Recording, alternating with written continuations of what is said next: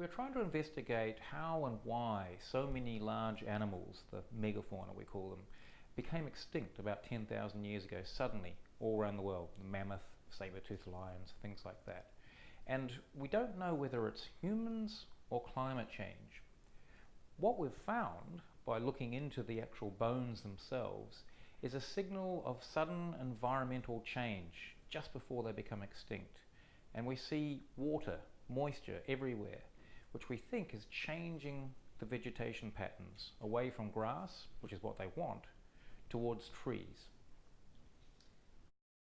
What we're really seeing is a double whammy where the environment is suddenly shifting, the populations are in major trouble, and humans are turning up and hunting is taking off. One of the big mysteries is why the megafauna in Africa didn't go extinct, and the idea has been that they evolved with humans and they were somehow used to them.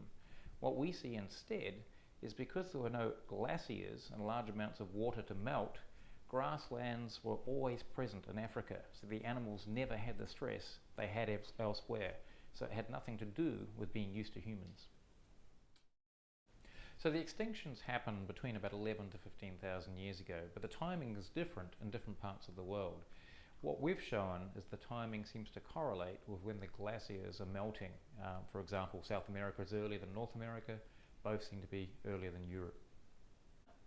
In the case of Australia, we don't see such a big signal of water coming across the landscape, probably because there weren't huge ice sheets or glaciers to melt in the first place. So we think there's another set of interactions going on in Australia which are separate to the rest of the world. Well, what it shows is that climate change can have some quite large impacts across landscape-sized environments, and that we should be quite worried of the warming which is going on now and changes in water production, about whether, again, we're going to see a suite of extinctions. This kind of effect could be seen with any large animal that we have still surviving, which is dependent on large areas of grasslands, things like elephants, rhinos, giraffes.